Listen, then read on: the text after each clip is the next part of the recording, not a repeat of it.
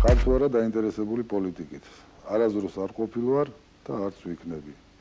იყო ახლა რამდენიმე თვის წინ დასმული საკითხი და უпростоრად იყვნენ გარკვეული პირები საინიციატივო ჯგუფის სახითაც შეიკრიბნენ ამ სპორტის სფეროში, რომლებიც აპირებდნენ, აი როგორც მოსკოვში გაკეთდა, პოლიტიკური ორგანიზაციის შექმნას სპორტსმენებიდან. მე კატეგორიულად წინააღმდეგი აღვდექი მათ. ჩვენ არასდროს არ ჩავრეულვართ პოლიტიკაში და ღმერთმა დაგვიფაროს, რომ ჩავერიოთ.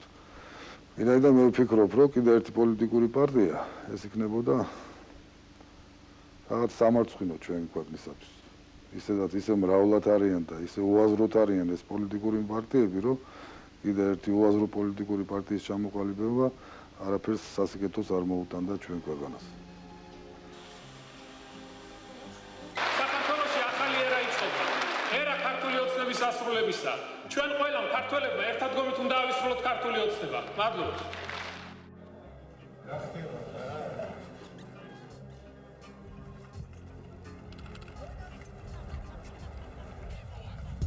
ეს ვისი ბრალია? ვისი ბრალია? ვისი ბრალია? ნუ ვისი ბრალია? სირცხვილია. შინაგან საკითხთა სამინისტრო ამას რო აკეთებს. სირცხვილია. თურმე ჩვენ ტელეფონებს ისე ყველა უსმენს, არ გეგონოთ რომ რაღაცა ორჩაი გამბავი და სპორტსმენები უნდა ჩაერთონ პოლიტიკაში. და მაშინ გათავისუფლდება სპორტი პოლიტიკისგან.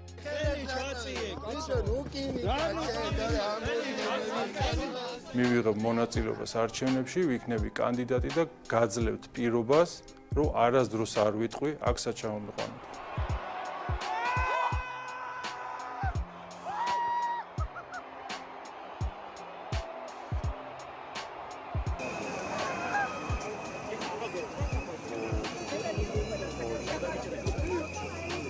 საქართველოს პრეზიდენტად არჩეულია მიხეილ ყაველაშვილი.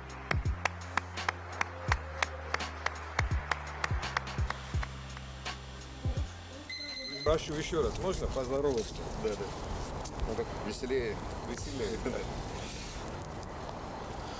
Ну что я могу сказать? Каха к нам пришел 3 года тому назад, по-моему, в Киевское «Динамо». И первые слова, которые, когда он зашел к почетному президенту сегодняшнему Григорию Михайловичу Суркису, он сказал: «Моя мечта играть в Киевском «Динамо» под руководством Валерия Васильевича Лобановского». И Каха из футболиста, который подавал надежды, стал футболистом, которым интересуется уже, можно сказать, пол Европы.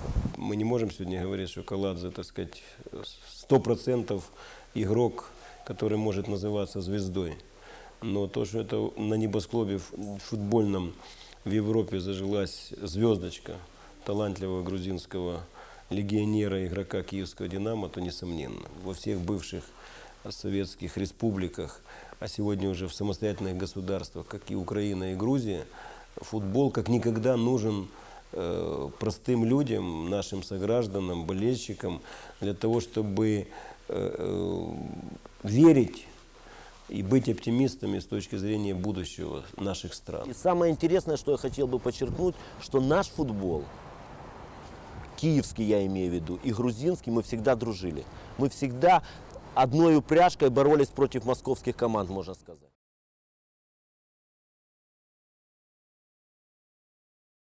Ევანდელ ხელისუფლებას გონია, რომ ჩვენ ამ ქვეყნის მოქალაქეებს მხოლოდ მოვალეობა გვაქვს. მოვალეობა იმისა, რომ უხადოთ ჯარიმები და გადასახადები. სინამდვილეში კი მოვალეობასთან ერთად უფლებებიც გაგვაჩნია. გვაქვს უფლება მუშაობის, ცოდნის მიღების. გვაქვს უფლება ვჯეროდეს დამოუკიდებელი სასამართლოს უზენაესობისა. ამ დროს კი ქვეყანაში შექმნილია მძიმე სოციალური ფონდი. დაკარგულია ტერიტორიები. მილიონობით ჩვენი თანამემამულე უცხო ქვეყანაშია გადახვეწილი, ხოლო დარჩენილებს კი უმუშევრობა ემუქრებათ. ქვეყანაში ჩამოყალიბებული ადამიანთა გარკვეული კასტა, რომლებიც დაუჟელობით სინდრომით სარგებლობენ ხელშეუხებლობით. მათ მოახდინეს კანონის უზურპაცია, ხოლო კონსტიტუცია სათავისოდ მოირგეს. ქვეყნის მოსახლეობა ცხოვრობს მუდმივ დაძაბულობისა და სტრესის ფონზე. მოსახლეობაში დაისადგურა უიმედობამ და ნიჰილიზმმა. მე კახა კალაძე საქართველოს ეროვნული ნაკრების კაპიტანი ვაცხადებ, რომ მივდივარ ეროვნული ნაკრებიდან. ეს თქვენ ფილარმონიაში განაცხადეთ, რომ მიდიხართ ნაკრებიდან გულშემატკივართა საკმაოდ ძლიერი ნაწილის მხრიდან უკმაყოფილება მოხდა. თქვენ განაცხადეთ წერილში, რომელიც შემდეგ სოციალურ ქსელში გამოაქვეყნეთ, რომ იცით, რომ ფედერაციაში ბევრი ამით კმაყოფილი დარჩება და გაიხარებს. ვის გულისხმობთ, შეგიძლიათ დაასახელოთ? ასე ვთქვათ, ყავდათ ისეთი ადამიანები ფედერაციაში, ვინც გებრძოდნენ პირადად თქვენ? ბოლო წლის განმავლობაში ძალიან ხშირად მინდიოდა იმაზე საუბარი, რომ ვეტერანი ფეხბურთელები უნდა წასულიყო. მე ძალიან კარგად მესმის თუ რატო ხდებოდა ესეც, რომ ვეტერანი ფეხბურთელები ხა პირადად რო ეთქვათ, რომ კალაძე უკვე დაბერდა, უნდა წავიდეს ნაკრებიდან, უკვე ყველაფერს მიხვდებოდა თუ რატო კეთდებოდა ეს. ამასთან დააკავშირეს იგივე კობიაშვილი, იაშვილი, ხიზანიშვილი, ან რატოა ხიზანიშვილი ვეტერანი ფეხბურთელი, ჩემთვის წარმოუდგენელი. არ მინდოდა რომ რაღაც ჩემს გამო ამ ყველაფერს დანარჩენი ბიჭების ბედის გადაყოლა და ამიტომ მივიღე რა გადაწყვეტილება. ძალიან ხშირად ისმეოდა კითხვა ჩვენ ეგრევე ვთქვათ ვეტერან ფეხბურთელებთან დაკავშირებით ძალიან ხშირი იყო დასმული იგივე ფეხბურთის ფედერაციის პრეზიდენტს დაუსვეს შეკითხვა თუ რას ფიქრობდნენ ისინი ამ ვეტერანებთან, პასუხი დარჩა გაუცემელი და ის მომხრე იყო იმისა, რომ ვეტერანი ფეხბურთელები გაეშვათ. ასე გამოდის, შენ როდესაც პასუხს არ აძლევ, ძალიან დიდი ინტერესი იყო საზოგადოებაშიც და სპორტული ჟურნალისტების მხრიდან ამასთან დაკავშირებით, მაგრამ პასუხი გაუცემელი დარჩა ყველაფერი, მაგრამ არ არის პრობლემა, მე კიდევ ერთხელ ძალიან დიდი მადლობა მინდა ყველას გადაუხადო ქართულ გულშემატკივარს, თქვენ კოლეგებს, ჟურნალისტებს, ფედერაციასაც მინდა ძალიან დიდი მადლობა გადაუხადო, რომ მათ თავისი ნამდვილი სახე აჩვენეს ქართულ გულშემატკივარს და ყველაფერი გაიგო თუ რა არის საქართველოს ფედერაცია. დასასრულს მინდა მოგახსენოთ, რომ მივესალმები ქართულ ოცნებას. ხარს უჭერდა გვერდში უდგავარ მის ლიდერს ბატონ ბიძინა ივანიშვილს. ერთმანეთ ერისკა, მამულიშვილს. ადამიანმა, რომელმაც სიტყვა საქმე დაქცია, ეს ადამიანი პოლიტიკაში შემოვიდა სამშობლოს სიყვარულით.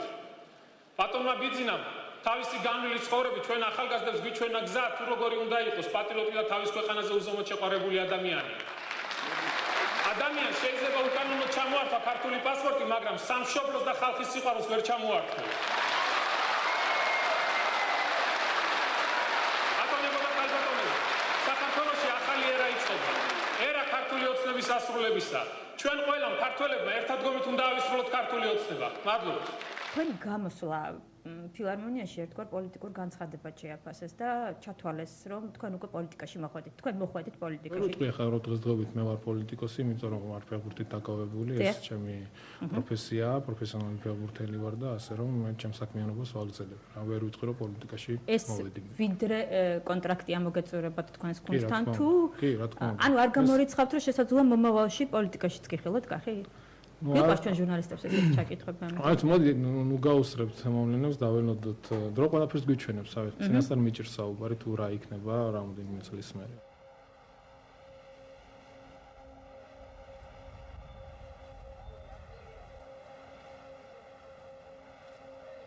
კახი კალაძე თავის დროზე ნაციონალური მოძრაობის მხარდამჭერი იყო. ამას ჰქონდა თავისი მიზეზი. რევოლუციამდელი საქართველოს ქაოსი და განუკითხაობა მის ოჯახსაც შეეხო. 2001 წელს გაიტაცეს კახი კალაძის ძმა ლევან კალაძე.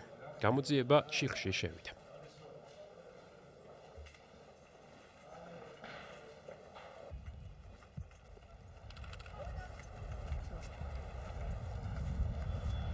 We are really in a really difficult situation. Every players, because Kaha is a very good friend for us, and we know how he feel. He came back to yesterday night, and still we don't have any news about his brother.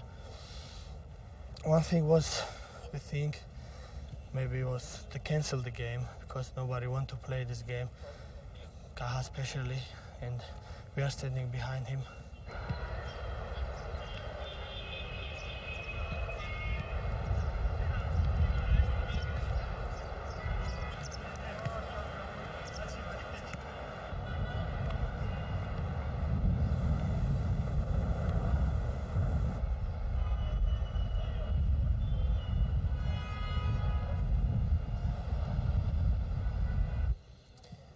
It's shocked for us. It's first of all we can't understand because it had happened with the person who is doing all his best for his country, and I think it's shame not only for us, it's shame for all our country.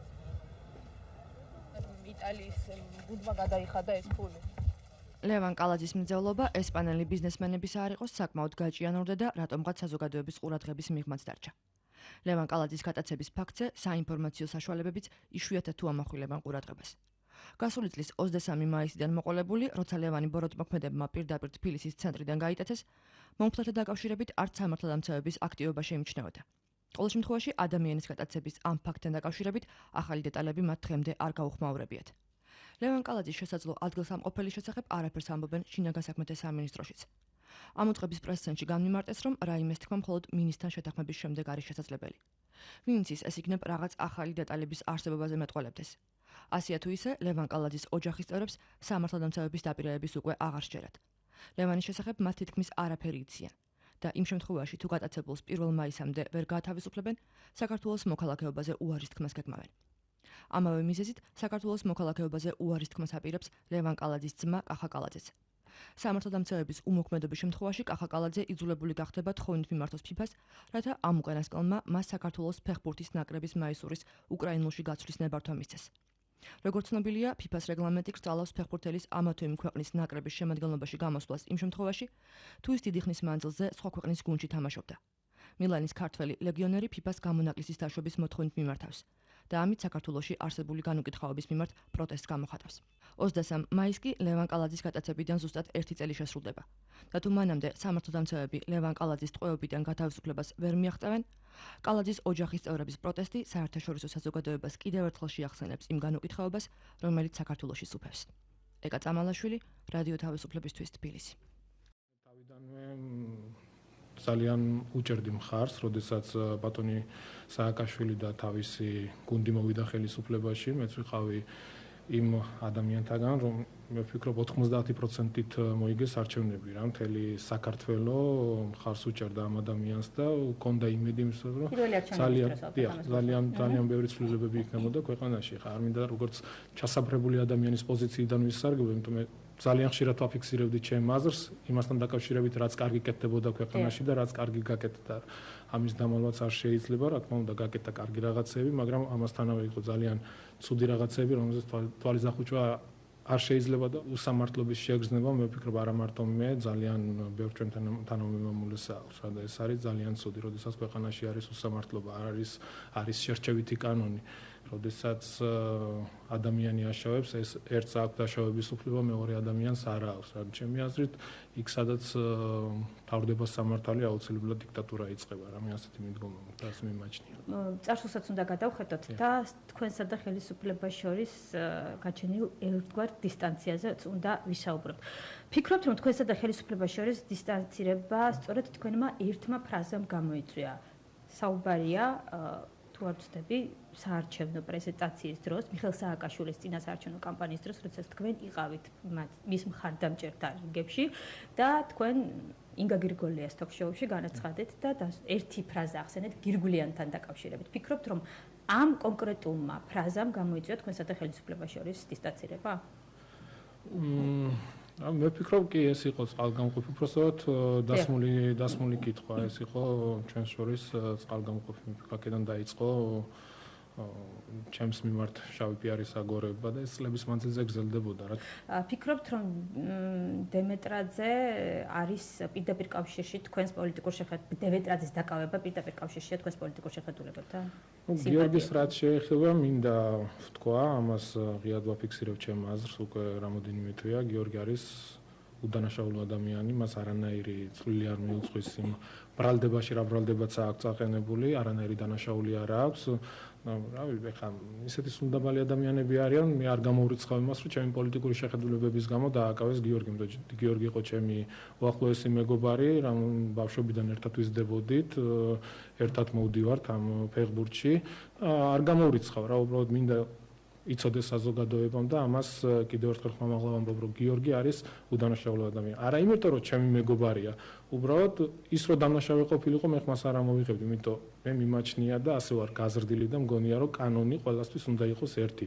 მე თუ ვაშავებ, ისიც უნდა მქონდეს შეგრძნება და ის რომ პასუხი ვაგო ამ კანონს, მაგრამ ადამიანი, როდესაც უდანაშაულო, არაფერი ისეთი არ ჩაუდენია და იმ ადამიანს შენ უხეშად რო ვთქვათ, იყო ციხეში სვავ, ეს არის ძალიან დიდი დანაშაული. 2012 წელს დამოუკიდებელი საქართველოს ისტორიაში პირველად ხელისუფლება შეიცვალა დემოკრატიული წესით, არჩევნების გზით.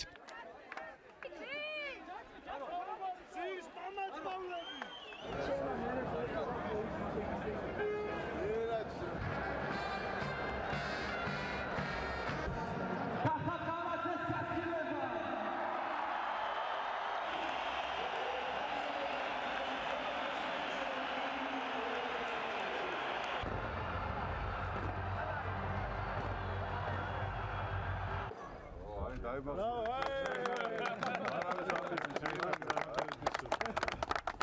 ვიტყოდი რომ თუ რაიმე გამოჩნია ამ ქვეყანაზე არის სპორტის დამსახურება, ფეხბურთის დამსახურება. ძალიან კარგად მესმის რა ვითარებაა დღეს ქვეყანაში. ვიტყოდი რომ ძალიან კარგად მაქვს გათვალისწინებული ის პასუხისგებლობა, რომელიც ჩემმა გუნდმა ბატონო პრემიერ-მინისტრმა მომანიჭა.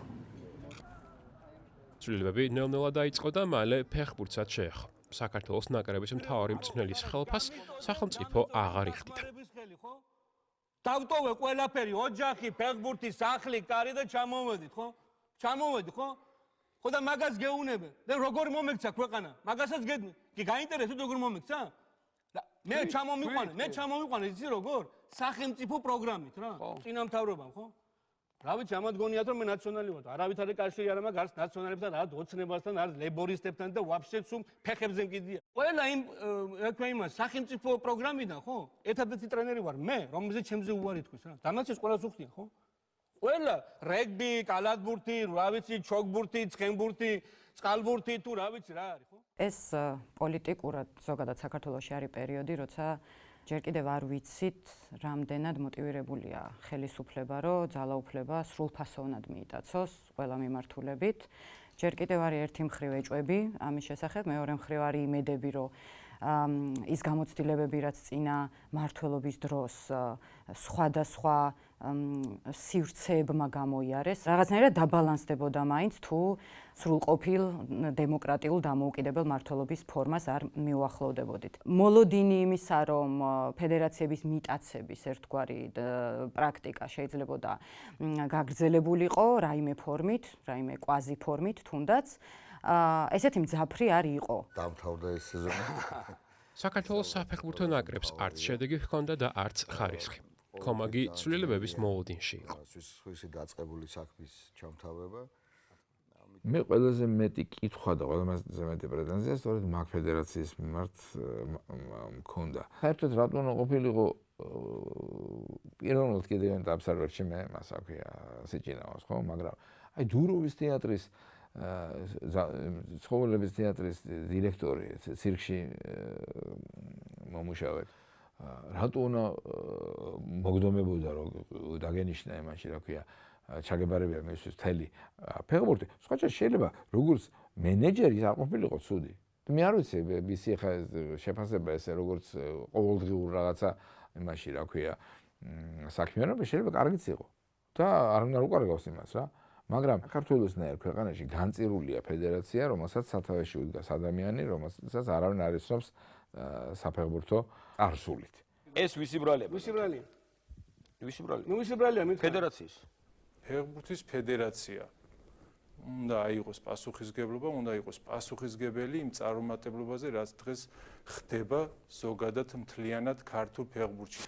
არ არის გზა, რომელსაც ფეხბურთის ფედერაციას გააჩნდეს ეს სტრატეგიული გზა თუ ეს რაღაცა კონცეფცია ფეხბურთის განვითარების და ამას მიყვებოდეს ფეხბურთი. ამიტომ ვიძახი, რომ ამიტომა აუცილებლად ცვლილებები ქართულ ფეხბურთში და განსაკუთრებით მთავარი იქ, სადაც იმართება ქართული ფეხბურთი, ესაა ფეხბურთის ფედერაცია და აუცილებლად დაბრუნდები და ჩამოვალ საქართველოში და მივიღებ მონაწილეობას და პირდაპირ გეუბნებით, მივიღებ მონაწილეობას არჩევნებში, ვიქნები კანდიდატი და გაძლევთ პირობას, რომ არასდროს არ ვიტყვი, აქ საჩამომიყვანეთ. ორშაბათს ისე მოხდა, რომ თქვენ მოგიწიათ შეხვედრა ვიცე-პრემიერთან და იმ დღეს დილით პრესაში გამოქვეყნდა სტატია, სადაც კალაძე საუბრობდა იმაზე, როგორ უნდა ჩაერიოს სახელმწიფო ვთქვათ ფეხბურთის საქმეებში. მე სულ მესმოდა რომ იყო ლაპარაკი რომ აი წინამთავრობა, აი ნემსაძეს არჩევნები, აი იმის არჩევნები სულ ერევოდა რაღაცა და მე რაღაცა ეჭვები მეპარებოდა რომ აი მართლა ნუ ნამდვილად ეს იყო ისეთი არ იყო ხო ეს მთავარი და ახლა რასაც ხედავ, რასაც ბრძანეს, რაც თქვეს, მე ვეთანხმები, ალბათ უნდა ჩაერიოს, იმიტომ რომ მართალი იყო ვანო მერაბიშვილი, სააკაშვილი, ვარძელაშვილი და სხვა. არჩევნებთან დაკავშირებით რაზე გესაუბრებოდნენ? ძალიან საინტერესოა. თქვენ თქვით რომ კი. არა, მე გეუბნებით რომ შეხვედრები ძალიან ბევრი იყო. სხვადასხვა ფორმა არსებობს, სხვადასხვა მოწოდება არსებობს. მე თბილისში შეიძლება ახლა თბილისში არ მყავდეს ბევრი საძმაკაცო და მეგობრები, მაგრამ ჩემს უკან არის დასავლეთი. ხო, ჩემი რეგიონი სამეგრელო, სადაც მე გავიზარდე და დამიჯერეთ, რომ არავის ნაკლები ვაჟკაცებით და ნაკლები ის არ არიან და თუ რამე ვინმეს რამე აინტერესებს, მზათავარ მაგასაც გაუსპირდე, მაგრამ ბავშვურ იმას, რომ ვიღაცა მოდის და მე რაღაცას მეუბნება, რაღაც ხო იცი მე მიჭირს ქართული რა. აი ქართული ენა რაღაც ისა და ხან ვერ გებულებენ ჩემ ნათქვამს, ხან მე ვერ გებულებ მაგათ შემოთავაზებას და აი ესეთ რაღაც მაგას არ ვაქცევ ყურადღებას. თქვენ არ მითხარით კონკრეტულად ის ადამიანები, ვინც ხვდებიან ქალაქში რა შემოთავაზებას. არა, ჯიგარი ბიჭები, ხან ახალოკა, ხან ვაკე, ხან ავლაბარი, რა ვიცი. რომ გეუბნებიან, რომ წახვიდეთ და აღარ ჩაერიოთ საფეხბურთო ცხოვრებაში, თუ ხელი შეუწყოთ რომელიმე კანდიდატს ან არ შეუწყოთ. აი ძალიან საინტერესოა ეს შემოთავაზება. არა, ლაპარაკი მაგაზე მიდის, რომ მე ვლაპარაკობთ მაგაზე რა პერსპექტივებია, რა საპირებ, როგორ რატომღაც ყველას ჯერა რომ როგორც ერთ-ერთმა მითხრა ერთ შეხვედრაზე რომ აუ ასე გიყურებო მე შენ და მგონია რომ აი ორი დღე რო დარჩებაო საბუთის შეტანამდე მაშინ შეიტანო შენ საბუთებს და დააყენებ შენ კანდიდატურასო. დაარწმუნეთ რომ ამის გაკეთებას არ აპირებთ? იცი რა არის? ან ჩვენ დაგვარწმუნეთ? მე ასჯერ ვთქვი ეს და თუ ხალხმა ვერ გაიგო, იცი რა არის? მე თუ ცუდი ვარ, მე თუ უვარგისი ვარ, მე თუ ჭაობი ვარ, მე თუ ვერაფერი ვერ გავიგე, რატომ გეშინია მაშინ რომ მე დავაყენო კანდიდატურა? პირიქით სათქმელი გაქვს რომ ამ კაცმა მოკლა ქართული ფეხბურთი დაანგრია, ჭაობია, ვერაფერი ვერ ააშენა, ფულები იქნებ შიშს იწვევს ის რომ რომელიმე კანდიდატს არ მიეხმაროთ. მე? დიახ. და რამდენს გადამიხდიან რომ გადავეხმარო? არ ვიცი, იქნებ გითხრას კიდეც. მზათავარ. თქვენი გეგმები რა იქნება, როდესაც წახვალთ პრეზიდენტის თანამდებობიდან? ისე უყურებ ახლა ამას, ახლა აი გულახდილად გეუნებ უყურებ, მაგრამ მე მაინც სოფლელი კაცი ვარ, ზუგდიდელი კაცი ვარ. არა ვარ ამ მეგაპოლისის მე ვიცხოვრებ, მთელი ჩემი ცხოვრება მეგაპოლისში და იქ ვიშოვე ის 5 მილიონი რომ დამიწერეს. რატომ არ ითვლიან მეც ვარ ვიცი, მაგრამ ეს 5 რო ვიშოვე და მე გეტყვი რომ მაინც მინდა ჩემი სახლისკენ, ჩემი კუთხისკენ და ყველაზე მარტივი რაც დღეს ვნახე პოლიტიკაა და რავი შევალ რომელიმე პარტიაში დავჯდები გემრიელად და ვინმე დამიჭერს ხარს ან დავჩები ფეხბურთში კენს ვიყრი არაფერი არ არის გამი როგორ გითხარ წინასწარ არაფერს არ გვეუბნებით თქვენ დიდი მადლობა დღეს გადავდგები და კანონის მიხედვით ბატონი საშა ჩივაძე ხვალიდან შეასრულებს პრეზიდენტის მოვალეობას და რა თქმა უნდა აღმასკომი სამწუხაროდ ამ 6 წლის განმავლობაში არაფერი კარგი არ მოხდა და ჩვენი ფეხბურთი წინ არ წავიდა იმედია რომ ახალი პრეზიდენტი რომელიც მოვა და დაიკავებს ამ ადგილს უფრო წარმატებული იქნება და უფრო წინსვლა იქნება ქართულ ფეხბურთში ფედერაციის პრეზიდენტობისთვის იბრძოდნენ რევაზ არველაძე, ლევან კობიაშვილი და მამუკა კვარაცხელია. მიხეილ ყავალაშვილს უმაღლესი სასწავლებელი არ ჰქონდა დამთავრებული და ამ მიზეზით კანდიდატად ვერ დარეგისტრირდა. ეს ჩემს ძალიან ახლობელი და ძალიან საყვარელი ადამიანია. თუ რამეს წამოძახება შეიძლებოდა რეზისთვის იყო ეს. როგორ უნდა იყოს შენ სულ იმასთანაც იმის დრო შენ იყავი, ამის დრო შენ იყავი. ეხლა შენ იყავი. ჩემთვის ეს არ არის არგუმენტი. პირადად ჩემთვის, იმიტომ რომ თუ კარგი კადრია, თუ კარგი სპეციალისტია და კარგად თავის საქმეს კარგად აკეთებს და რეზი არველაძე რო არ ყოფილიყო, ჩვენთან არ ჩატარდებოდა არანაირი სუპერთასი მაშინ რა ქვია თბილისში და ფეხბურთის ფედერაციის არჩევნები იყო არჩევნები, სადაც ველოდით გადახალისებას, ველოდით რაღაცის განახლებას მათ შორის ლევან კობიაშვილი როგორც სახე, როდესაც ის მართლობით მენეჯერული სახე გამოჩნდა, ძირითადად იყო პოზიტიური განწყობების საგანი. ისევე როგორც ბევრ სხვა საქმეში, პირად ურთიერთობებს აქვს ძალიან დიდი მნიშვნელობა და პირად ქარიზმას. რეზი გარდა იმისა, რომ კარგი ფეხბურთელი იყო და ფეხბურთიდან იცნობს და უშუალოდ უცხოეთში თამაშის პერიოდში იქნებოდა თუ თქვა რომელიღაცა კომიტეტებში მუშაობის პერიოდში მას აქვს პიროვნული თვისებები რომლებიც გამორჩეულია და რომლებიც ბევრ წილად მისი ხათრით კეთდებოდა რაღაცები. ეხლა ეს რამდენად სწორია თუ არასწორია, მაგაზე ვიდეო შეიძლება რა თქმა უნდა ეხლა ვიღაცა იტყვის და ალბათ მართალიც იქნება, რომ ეხლა ეს მარტო პირადი ურთიერთობები და ჩემ კაი ბიჭობით თუ იმითი იუმორის ზნობით და ანეკდოტის მოყოლით თუ იმაში სახში დაპატიჟებით სისტემას ვერ ჩამოვაყალიბებ, იმიტომ რომ სისტემურად არ შეიძლება სისტემური იყოს, იმიტომ რომ ხვალ მოვიდა შედარებით უფრო ნაკლებად თქვათ ესეთ ქარიზმატული ადამიანები, მაშინ დაიქცეს შეიძლება ხო, რა ქვია, საქმე.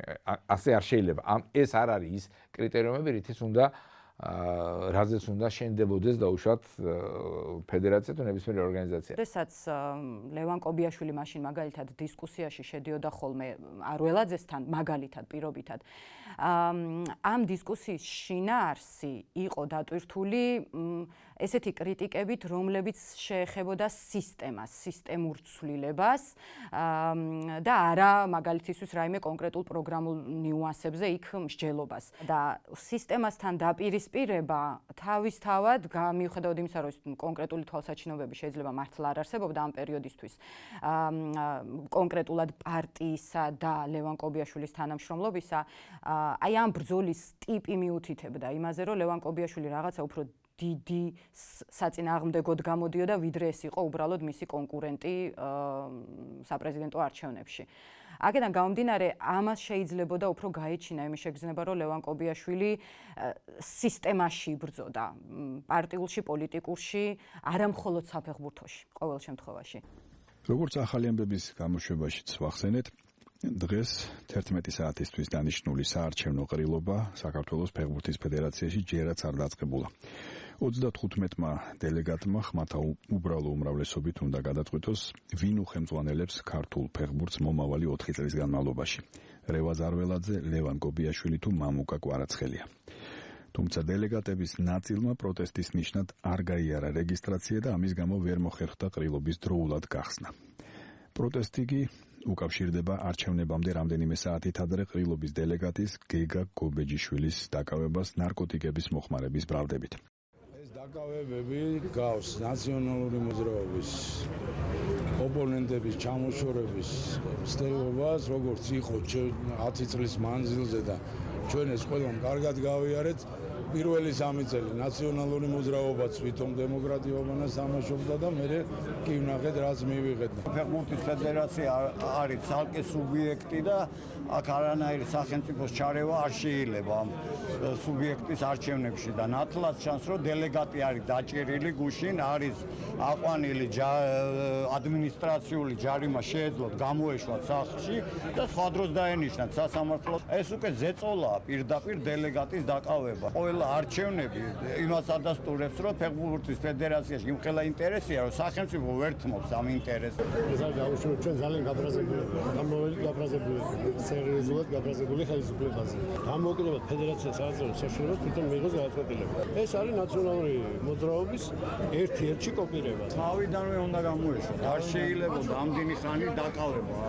საერთოდ ეგეთი დაკავებაც არ შეიძლება ადამიანთან მიხვიდე და მოთხოვო მოშარდვა. სირცხვილია, შინაგან საკითხთა სამინისტრო ამას რო აკეთებს. სირცხვილი. დაკავებებზე მე გამიჭირდება კომენტარის გაკეთება, ადამიანი ვინც აშავებს, ნარკოტიკებს მოიხმარს, ეს არ ნიშნავს იმას, რომ თუ არის ფეხბურთის ფედერაციის დელეგატი, სამართალდამცავებს არ აქვს უფლება დააკავონ. ისინი მოიქცნენ კანონის პარაგრაფში და კანონის პარაგრაფშივე ის იქნება განთავსებული. აი თლიანად ამ პროცესს რა შეფასებას მისცემთ? ეს ნორმალური პროცესია თქვენი აზრით, რაც მიმდინარეობს? არა ნორმალურია ნამდვილად, მაგრამ გასაგებია ეს ყოველთვის, როდესაც ფეხბურთის ფედერაციის პრეზიდენტის არჩევნებს ეხება თემა, ყოველთვის ასეთი დიდი ინტერესი იყო, ეს გასაგებია, რადგან საქართველოში ფეხბურთი ძალიან უყვართ. სახელმწიფო კანდიდატური იყო ლევან კობიაშვილი, ხა მაგას რა სჭირდება, რა ქვია. ამას მალავს და არც მაშინ დაუმალია არავის, ხო, ხა იმიტომ რომ კახი უკვე პოლიტიკური ფიგურაა და თქვა ის განცხადება, რომელიც მან გააკეთა მაშინ, არ ტოვებდა იმას კითხვის ნიშნებს, თქვა, ხო, რომელ მხარეს ვინ ვის უჭერდა, დაუშვათ მხარს იმ არჩევნებში. ეს წნეხი რომ იყო საიდანღაც შექმნილი და არა კონკრეტულად ლევან კობიაშვილის მიერ მაგალითად წინასაარჩევნო კამპანიის პოზიტიური წნეხი შეიძლება და ეს ყოფილიყო, ამის ვარაუდის საშუალება ამ ეტაპზე ნამდვილად არ გვაქვს. აქედან გამომდინარე, ლოგიკურია ვივარაუდოთ, რომ ამ წნეხებს ზოგადად დელეგატებზე, მათ შორის შეიძლება სამართლებრივი პროცესების კონტექსტშიც, ცხადი ახორციელებდა ის, ვისაც მეტი ძალაუფლება ჰქონდა მაშინ. ვის აქვს ამ დროს ძალაუფლება, აქვს პარტიას უკვე თან რამდენიმე წელი, ანუ ეს არ არის ახალი ძალაუფლება, ეს არის უკვე ფესვგადგმული ისეთ ტრადიციულ კლასიკურ ინსტიტუტებში, როგორიც არის თქვათ ძალოვანი უწყებები ან სხვა რაიმე ტიპის ძალის მქონე უწყებები. არჩევნებს მთელი დღის განმავლობაში ესწრებოდა საქართველოს ვიცე-პრემიერი კახა კალაძე. ის ოფიციალური სტუმრების სიაში არ ყოფილა, თუმცა პროცესი არც ერთი წუთით არ დაუტოვებია. როგორც დღის ბოლოს მან განმარტა, არჩევნებზე UEFA-ს ვიცე-პრეზიდენტის მიპატიჟების გამო იმყოფებოდა. იმყოფებოდა ჩვეულებრივ სტუმრის სტატუსში, როგორც ფეხბურთის მოყვარული ადამიანი, შაბათი დღეა, დასვენების დღეა და გრიგორი სურკისთან ერთად, ჩემ მეგობართან ერთად UEFA-ს ვიცე-პრეზიდენტი, რომელსაც მე დავხვდი აეროპორტში. საარჩევნო საანგარიშო ყრილობამ 7 გარემოში ჩაიარა, თუმცა მის დაწყებამდე დაძაბულობამ ყოველგვარ მოლოდინს გადააჭარბა. მსგავსი ნერვიული ფონი საქართველოს ფეხბურთის ფედერაციის პრეზიდენტობის არც ერთ არჩევნებში არ ყოფილა. რევაზ არველაძე და მისი მომხრეები 2 დღის განმავლობაში ელოდნენ საქალაქო სასამართლოდან საკუთარი მხარდამჭერის გეგა გობეჯიშვილის გათავისუფლებას. გობეჯიშვილი არჩევნების დაწყებამდე 1 დღით ადრე სამართალდამცველებმა საკუთარი სახლის წინ დააკავეს. აღსანიშნავია, რომ გობეჯიშვილი ყრილობაზე დელეგატის სტატუსით უნდა ყოფილიყო წარმოდგენილი. არაფერს არ ვითხოვ განსაკუთრებულს და არაფერს არ ითხოვენ ესენი. თუ გინდა გავმიჯნოთ ვაფშე, საერთოდ ესენი ჩემგან. მე ჩემ პასუხისგებლობას ვგზნობ ადამიანებს რა. რომელი ფეხბურთის ფედერაციის პრეზიდენტობაზეა ლაპარაკი რა. რა უნდა გავაკეთო მე? მე უნდა ვიყო ფეხბურთის ფედერაციის პრეზიდენტი ან კანდიდატი ან წაგებული ან მოგებული და ადამიანი უნდა ისდეს ციხეში. ეხა კი არო იმავშვები სპეკულირებ ამით. ამას გულწრფელად ვიძახი.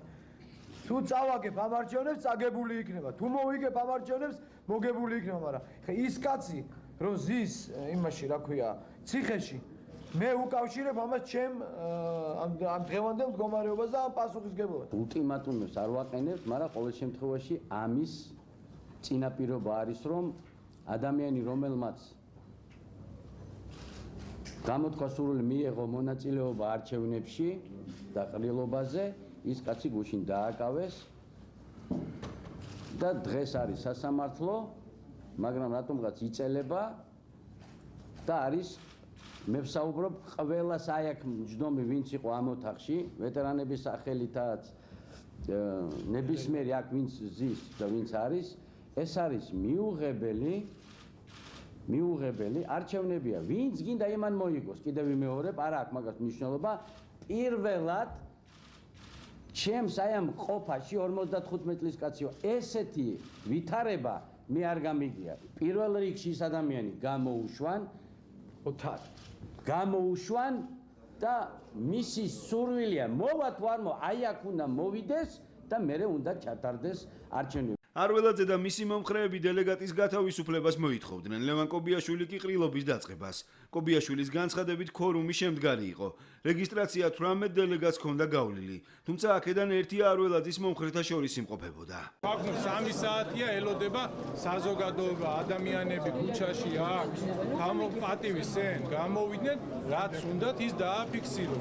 თავიანთი ნება რასაც დააფიქსირო, გამოვიდნენ, ძევლად ყავთ ოთახში აკეტილი. 11 საათისათვის სასტუმრო ჰოლიდეინში, სადაც ფეხბურთის ფედერაციის პრეზიდენტის არჩევნები უნდა დაწყებულიყო, ყველა დელეგატი მივიდა. ერთის გარდა ინვალიდ ამპუტანტ ფეხბურთელთა ლიგის ხელმძღვანელი გეგა გობეჯიშვილი, რომელიც რევაზ არველაძეს უჭერს მხარს, პოლიციამ თავის სახლთან დააკავა ადმინისტრაციულ სამართალდარღვევათა კოდექსის 45 მუხლით, რაც ნარკოტიკული საშუალებების მოხმარებას გულისხმობს.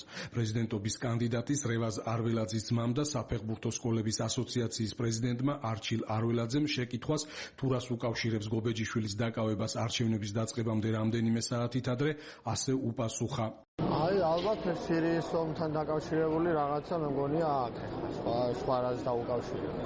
პრეზიდენტობის ძირითადი კანდიდატების რევაზ არველაძისა და ლევან კობიაშვილის მხარდამჭერ დელეგატებთან მთელი დღის განმავლობაში მოლაპარაკებას აწარმოებდა UEFA-ს ვიცე-პრეზიდენტი გრიგორი სურკისი, თუმცა მხარეები боломде შეუვალი დარჩნენ.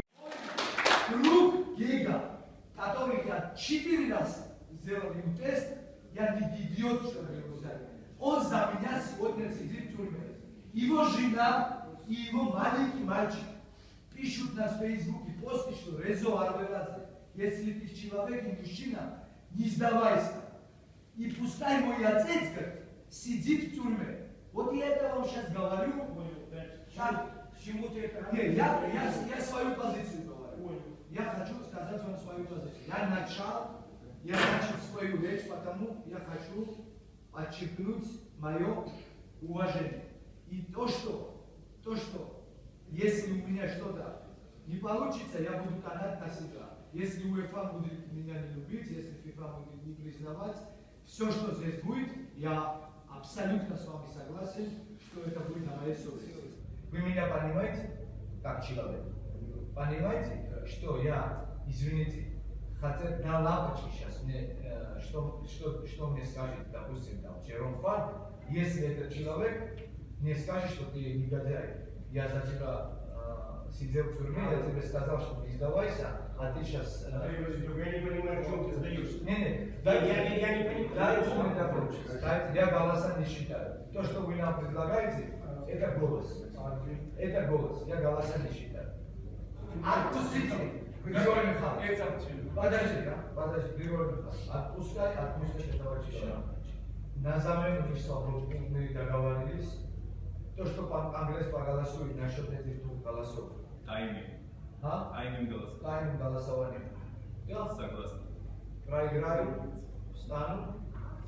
Правильно ли я понимаю? Мы все принимаем ваши условия. Все единственно просим освободить человека. Правильно ли я понимаю, что для нас всех является сегодня самым важным обстоятельством, что Конгресс не может начаться, пока он не на свободе. საბოლოოდ გეგა გობეჯიშვილი გაათავისუფლეს, თუმცა მან UEFA-ს წარმომადგენლების რეკომენდაციით არჩევნებში მონაწილეობაზე უარი განაცხადა. გობეჯიშვილი ზურაბ პეტრიაშვილმა ჩაანაცვლა.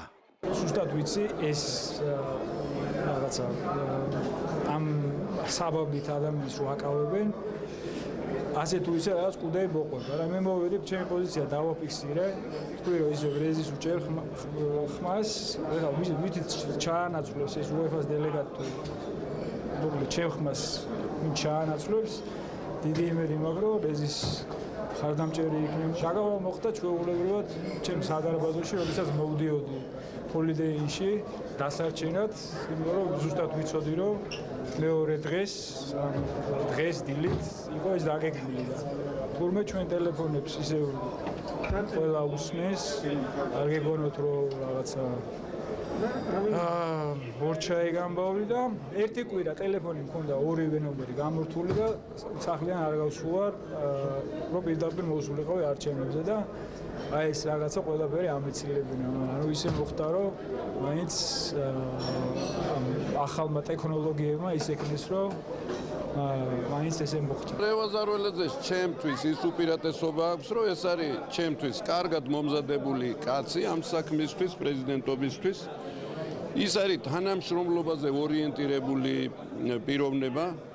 მას უმაგრებს წელს ჩემი აზრით ის წლები, რომელიც მან გაატარა ფეხბურთის ფედერაციის გენერალური მდივნის პოსტზე და ჩემი აზრით მან ყველაზე კარგად იცის ამ მოცემულ სიტუაციაში რა სჭირდება ქართულ ფეხბურთს. თავად ის ატმოსფერო, რა ატმოსფეროშიც მე არჩევნები გაგრძელდა, იყო განსაკუთრებით დაძაბული და ამ დაძაბულობას ქონდა ეს ერთგვარი პარტიულ პოლიტიკური ელფერიც, გარკვეული თვალსაზრისით, მახსოვს ბრალდებები იმასთან დაკავშირებით, რომ კონკრეტულ კანდიდატებს ქონდათ პოლიტიკური მხარდაჭერები, ანუ ეს საკითხი არ მოიხსნა საბოლოო ჯამში დღის წესრიგიდან. დაპირისპირება მოხდა კლუბ თბილისის დინამოს პრეზიდენტსა და შოთა არველაძეს შორის. რეზი რომას უნდა ნახოს, რომ ეს ხალხი დაბმულია, პირდაპირ ეთერში და ჩემი ანახე რა. მე არ ვლაპარაკობ, რომ დაბმულია. მე ვლაპარაკობ, ეხლა ლაპარაკობდი ზუსტად. ახლა ვინ არიან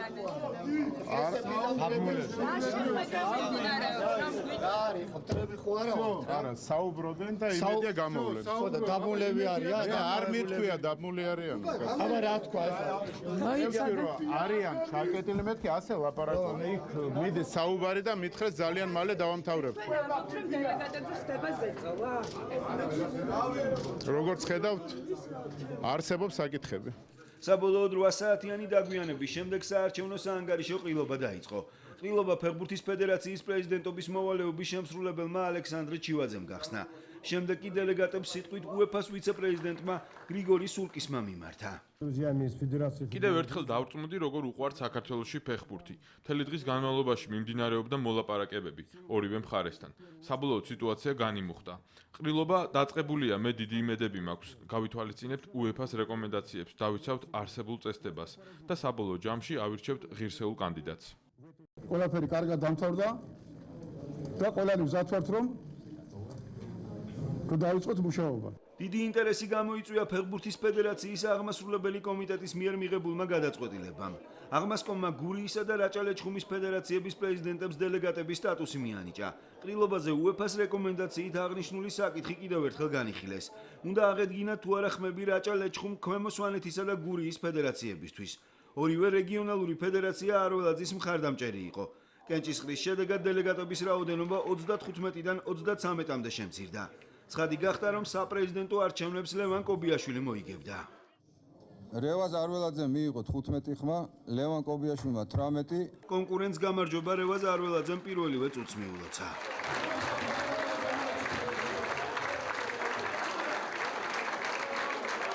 მსგავსი გზნობა, ემოციები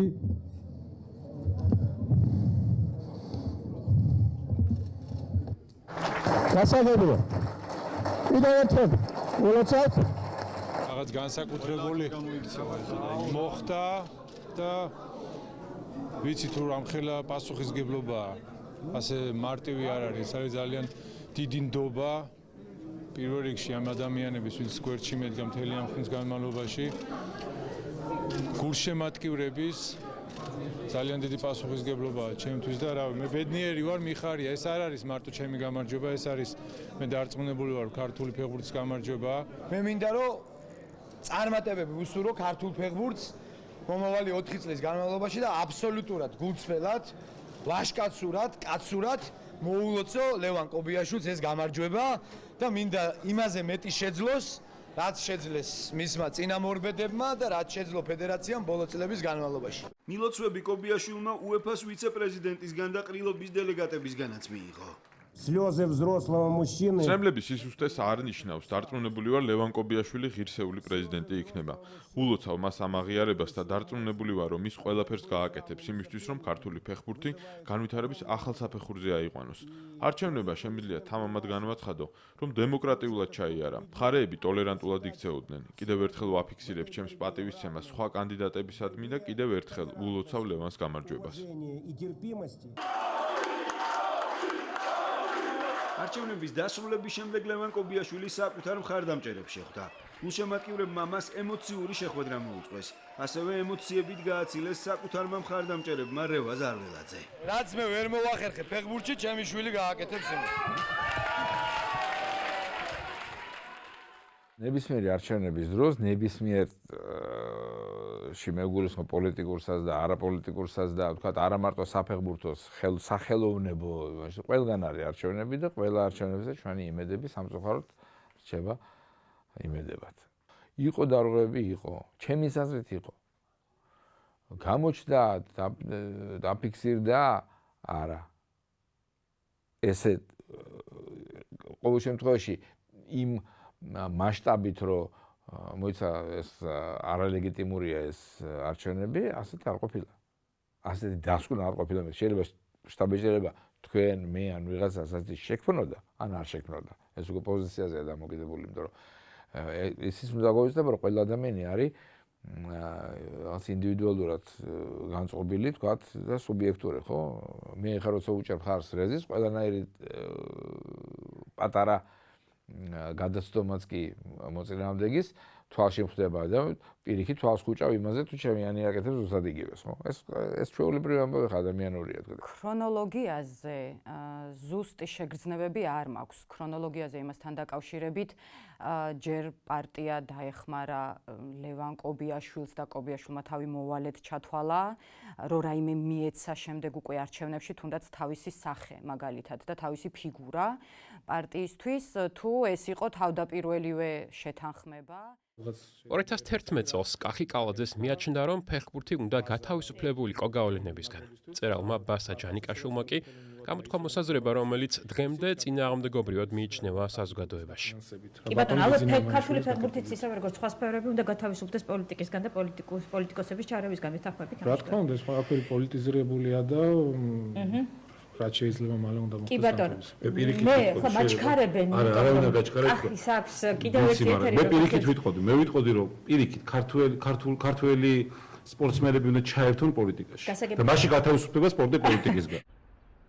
არჩევნებში გამარჯვებიდან სულ რაღაც 1 წელიწადში მიხეილ ყავალაშვილი და ლევან კობიაშვილი ქართული ოცნების მაჟორიტარი დეპუტატები გახდნენ, რის გამოც გაჩნდა საფრთხე, რომ ქვეყანაში არსებული პარტიული ომი ფეხბურთში გადმოინაცვლებდა.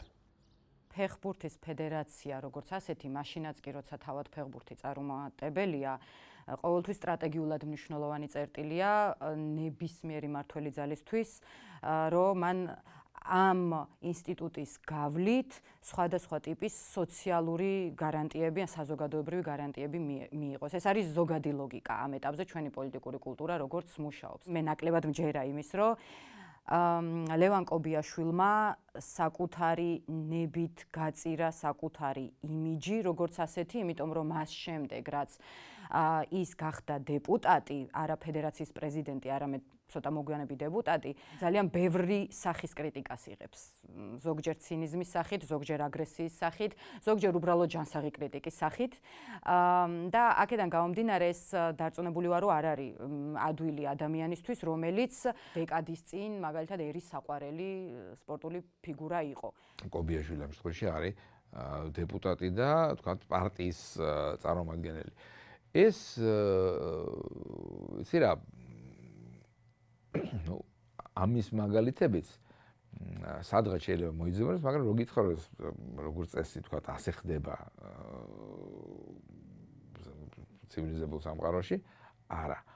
მაგრამ ამ შემთხვევაში მე მგონი ეს უფრო სწორი დამოკიდებულება, იმიტომ რომ იგივე იყო, ხო? იგივე იყო, უბრალოდ ვითომ დაუშვათ შეფარული და არაფერი ამის შესახებ არ იცოდა. სამწუხაროდ ჩვენ სულ ამის რეჟიმში ვართ და ეს დღეს რაც ხდება ყველაზე უფრო მშვიდი და ყველაზე უფრო გაწონასწორებული სიტუაცია, როცა ყველაფერი იცის რა. მე მგონია რომ ეს არის საბოლოოდ იმ ტიპის ბარტერის ნაწილი, სადაც ლევან კობიაშვილმა მიიღო ზოგადი ძალაუფლება და პრივილეგიები ფეხბურთის დარგში, სადაც ის ყველაზე კარგად გრძნობს თავს. ლოგიკურია, რომ ის ამუშავდა, ასე ვთქვათ, მისი გონება ამუშავდა ამ მიმართულებით, რომ ის ვინც გააკონტროლებს ფედერაციას, მასთან ჯობია რომ შეხვიდე პოტენციურ რაიმე ტიპის გარიგებაში. ეს არ არის აუცილებელი კორუფციული გარიგება იყოს. შეიძლება ეს იყოს მეგობრობაზე, პირად პერსონალურ ურთიერთობებზე დაფუძნებული გარიგება, შენ მაძლევ ძალაუფლებას და უსაფრთხოებას, მე გაძლევ ჩემს იმიჯს, მაშინაც კი, როცა ის შეიძლება დამაზიანებელი იყოს ჩემთვის, ჩემი პერსონისთვის. ალბათ არ ექნებოდა ისეთი მხარდაჭერა, როგორც თქვათ დღეს აქვს. და ეს სხვათა შორის ვარაუდი კი არ არის, ეს არის აბსოლუტური დარწმუნებით ნათქვამი სიტყვები, იმიტომ რომ ხშირად გაჟღერებულია, ეს ძალიან ნორმალია. ხო?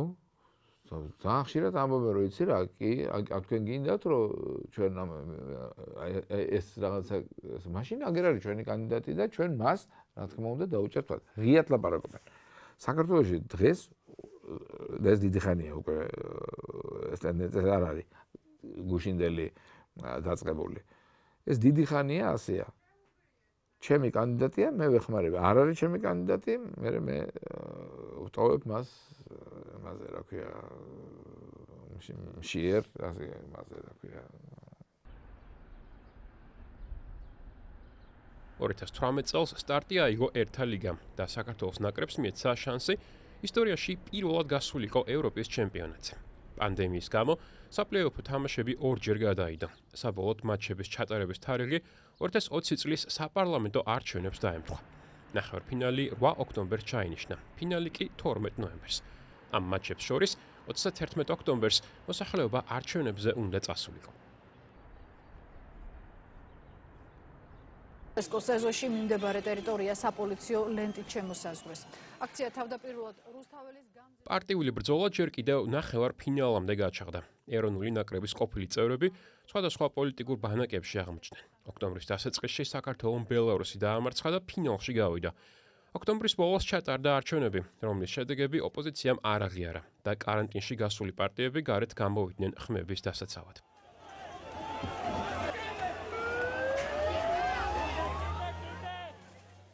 მაშინ როცა ქვეყანას ყველაზე მეტად სჭირდებოდა ერთიანობა, არჩევნებმა საზოგადოება ისევ ორად გახლიჩა. მოახლოებული ფინალის მნიშვნელობა კი ვერავინ გაიაზრა.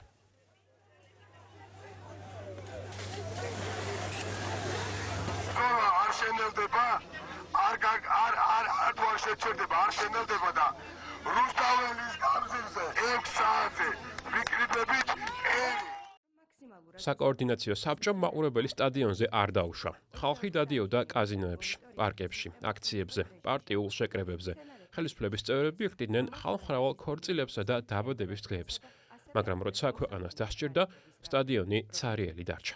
როდესაც მთელი მსოფლიო რატომღაც იყრის თავს, აგერ შვაგულ გურიაში. კობიაშვილს ორ ფრონტზე უწევდა ბრძოლა. ის ერთადერთი მაჟორიტარი იყო თბილისში, ვინც პირველი ტური წააგო. გლდანში მეორე ტური ჩაინიშნა. პარტია ძალიან კარგად ხვდება, რომ მას სჭირდება პოზიტიური იმიჯის მქონე სახეები, არა მხოლოდ პარტიის გადაწყვეტილებების დამცველი სახეები. არამედ სახეები, რომლებსაც ასე მარტივად ვერ გააკრიტიკებ მათი კონკრეტული განცხადებების გამო, ვერ ამოუღებ ციტატებს, რომლებითაც დევალვაცია მოხდება ამ ადამიანების მოსაზრებების. აქედან გამომდინარე, ლევან კობიაშვილის ეს ერთი მხრივ ძლიერი მხარეა როგორც პოლიტიკოსის, მეორე მხრივ სუსტი მხარეა. შეიძლება ამ სისუსტემ იმუშავა 2020 წლის არჩევნებზე, როდესაც მას ვიზავით, ასე ვთქვათ, დაუდგა საკმაოდ ძლიერი სახელი და გვარი. კამელია ბევრად უფრო ხმაურიან კანდიდატად მიიჩნევა, ეხლაც ალბათ, ვიდრე მაგალითად ლევან კობიაშვილი, ბევრად უფრო ოდიოზურადაც, ყურადღების მიმქცევადაც. ამიტომ ის რომ ლევან კობიაშვილმა მაინც და მაინც ესეთი ძლიერი კონკურენცია ვერ გაუწია აუბანზე ოლქში, უпростоრად ნიკამელიას, ეს არ ნიშნავს აუცილებლად იმას, რომ თავად ლევან კობიაშვილი არის სუსტი როგორც პოლიტიკური ღირებულების მქონე კანდიდატი ქართული ოცნებისთვის. მეორე მხრივ, ლევან კობიაშვილის წონა ამ დროს ცხადია თავად პარტიის შიგნითაც ასეთ დროს ლოგიკურად წესით უნდა შემცირებულიყო. ლევან კობიაშვილს ჭყალებში ვიტყვი ევალება, რომ მან გარკვეული პროცენტები უნდა მისცეს პარტიას არჩევნების დროს. ფაქტია, რომ ის აი ასე მძლავრად როგორც პარტია სჭირდება და თავდაჯერებულად ამას ვერ ახერხებს. ლევან კობიაშვილს სხვა პრიორიტეტები აქვს, ეს ბევრი თვალსაჩინოებით ჩანს, რომ პოლიტიკასა და ფეხბურთს შორის მაინც საფეხბურთო მენეჯმენტი მისი პრიორიტეტული არეა, მისი საქმიანობისა. აქედან გამომდინარე, არ ვიცი შიდა ამბების მიხედვით ეს სინამდვილეში როგორ ლაგდება, მაგრამ შეგრძნება მაქვს, რომ ეს ბარტერია ესე ბალანსების მხრივ გრძელდება. ლევან კობიაშვილს აქვს თავისი სისუსტეები, რის გამოც მას უმცირდება ზოგჯერ წონა მოლაპარაკებების მაგიდასთან პარტიასთან, თუმცა საბოლოო ჯამში მისი ასევე სხვადასხვა განზომილებებით წარმატებული პრეზიდენტობა, ფედერაციის წარმატებული პრეზიდენტობა პარტიას აძლევს იმის თავდაჯერებას, რომ სხვა განზომილებებიდან აქვს მას ლევან კობიაშვილისგან სარგებელი. ამავე დროს ფინალზე უწევდა ფიქრი. საკოორდინაციო საბჭოში თავისივე პარტიის წევრები ვერ დაარწმუნა, რომ სტადიონზე მცირე რაოდენობის ხალხი მაინც დაეშვათ. სამწუხაროდ არა მარტო პოლიტიკოსებმა და ადამიანებმა, არამედ მათ შორის ანუ დარგის სპეციალისტებმაც საბოლოო ჯამში თქვეს უარი. ბელარუსიის თამაშის წინაც, ხო? გვახსოვს ეს? ანუ სამედიცინო კუთხით. დიახ, რასაკვირველია, საკოორდინაციო საბჭოში ეს ადამიანებიც არის. არა მარტო მთავრობის წევრები, არამედ მათ შორის სპეციალისტები დარგის იმყოფებიან და იცით ახლა საკოორდინაციო საბჭოს სულ ესენი არიან. პრობლემაც ყველამ ცალსახად მიუხედავად ჩვენი ახსნის და თხოვნით რა მნიშვნელობის არის ეს თამაში. გჭირდება ხალხი, გჭირდება მე-12, დავიცავ დისტანციას, ასე შემდეგ, ну ითქვა უარი. ქვეყნის ინტერესიდან, არსებული მდგომარეობიდან და ეს არსებული მდგომარეობა გაცილებით უარესი იყო, ვიდრე მანამდე თვეების წინ ქონდა. საბოლოოდ მაინც ქონდა რაღაც ამ ყველაფერს გადავაგორეთ, გავიგეთ თამაში მოვიგეთ, იმდენი პროტესტი არ ყოფილა, იმიტომ ყველას გვიხაროდა და ნაკლებად მტკივნეულად აღვითქვით, გამარჯვებულებს არასამართლო. ესე არის სამწუხაროდ. მოვიდა ახლა ნოემბრის თამაში და დადგა იგივე საკითხი, რომელიც კიდევ უფრო გაუარესებული მდგომარეობა არის ქვეყანაში, ვიდრე იყო ოქტომბერში. ეს არის ფაქტი. ამას ვერავინ არ უარყოფს. იგივე მათთან კომუნიკაციით, იგივე გახსოვთ რომ მაშინ ვიცე-პრემიერ-მინისტრი გამოვიდა, გააკეთა ბრიფინგი ამ თამაშთან დაკავშირებით ისევ, რომ ამას ძალიან დაგვწყვიტა გული და ანუ ეს არის და ეს. ეს მენეჯმენტი პანდემიის დროს გადაიხლართა ძალიან მძლავრად სახელმწიფო უწყებებთან. ეს უწყებათა შორისი კომისია, რომელიც მაშინ პანდემიური სიტუაციის მართვაზე იყო პასუხისმგებელი და მაშინ ძალიან დაეტყო პროცესს, რომ საფეხბურთო პროცესი როგორც ასეთი მიიტაცა ძალიან მარტივად, ძალიან მარტივი არგუმენტებითაც, უსაფრთხოების არგუმენტი, პანდემიის მართვის არგუმენტი, ვირუსის გავრცელების თავიდან აცილების არგუმენტი, რომელიც ჯერ კიდევ ახალი ფენომენია, ხო, ჩვენ ცხოვრებაში. ზუსტად არ ვიცით, რა არის რაციონალური, რა არის არარაციონალური, ამაზე გლობალური დებატი მიმდინარეობს, რა დონეზე უნდა ჩაერიოს სახელმწიფო ადამიანების ცხოვრებაში და თავისუფლებებში და ამ დროს ხადია ჩვენნაირი турбулентური, ასე ვთქვათ, ტიპის საზოგადოებრივი და პოლიტიკური ცხოვრების მქონე სახელმწიფოსთვის ძალიან ადვილი იყო უბრალოდ ერთპიროვნულად ეთქვა კონკრეტულ საბჭოს, რომ ჩვენ არ დავრთავთ, ვთქვათ, მაყურებელს სტადიონზე შესვლის ნებას და იქ უკვე მაქვს შეგრძნება, რომ დებატი დიდად შეიძლებოდა, ან არ ყოფილიყო, ან თუ იქნებოდა დიდ აზრს მაინც ვერ შეიძენდა. ძალიან ერთპიროვნული იყო ეს პროცესი, ნაკლებად გათვალისწინებული საზოგადოებრივი დაკვეთა ამ დროს და არ ვიცი ეს იყო შიში აი ამ პოლიტიკური განზომილებისა, რომელმაც ლევან კობიაშვილს დიდი სამსახური ვერ გაუწია, თუ იყო სხვა რამ. ეს ჩემთვის ამ დრომდე აბსოლუტურად აუხსნელი გადაწყვეტილება, მიუხედავად იმისა, რომ რისკები არსებობს, რატო გადაწყდა, რომ თქვათ ეს რისკები უბრალოდ უგულვებელყოფის გზით მოგვარებულიყო და არა მართვის გზით.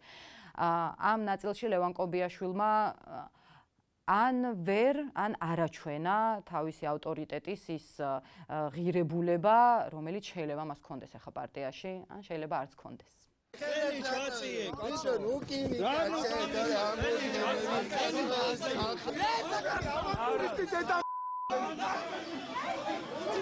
ფეხბურთის ფედერაციასთან სამოქალაქო აქტივისტები გუშინდელი მატჩის გულშემატკივრების გარეშე ჩატარების გასაპროტესტებლად მივიდნენ. აქცია ფედერაციასთან მას შემდეგ დაიგეგმა, რაც გუშინ გავრცელდა კადრები, სადაც კარგად ჩანს, როგორ აკვირდებოდნენ სტადიონის ტრიბუნებიდან ქართული ოცნების გენერალური და აღმასრულებელი მდივნები თამაშის მიმდინარეობას.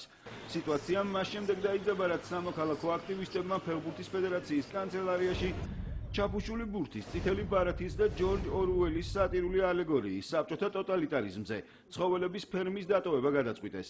სიტყვიერი შელაპარაკება ფეხბურთის ფედერაციის თანამშრომლებთან საბოლოოდ ხელჩართულ ჩხუბში გადაიზარდა. ჩხუბის დროს დაშავდა ერთი ადამიანი. ცუდად იქცევიან და შეურაცხყოფებს გადადიან და იგინებიან და ეხლა ჩვენ ქართველები ვართ და ვერავის ვერ ავიტანთ გინებას, დედის გინებას და მოსახვეც მოხდა ვინც საჭიროა. ფეხბურთის ფედერაციის მიმდებარე ტერიტორიაზე განვითარებულ მოვლენებს მიზანმიმართული პროვოკაცია უწოდა დავით მუჯირმა.